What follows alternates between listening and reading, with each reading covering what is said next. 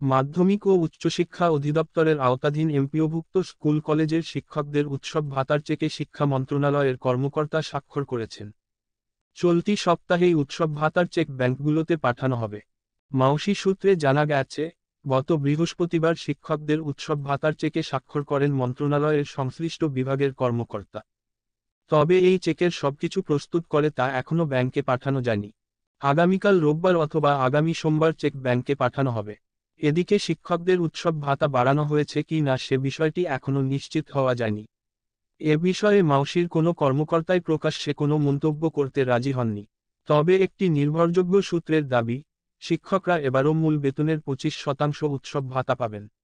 জানা গেছে, 2004 সাল থেকে এমপিওভুক্ত শিক্ষকরা মূল বেতন স্কেলের যথাক্রমে 25% উৎসব ভাতা পাচ্ছেন। একই সময় থেকে কর্মচারীরা তাদের মূল বেতনের 50% উৎসব ভাতা পেয়ে আসছেন।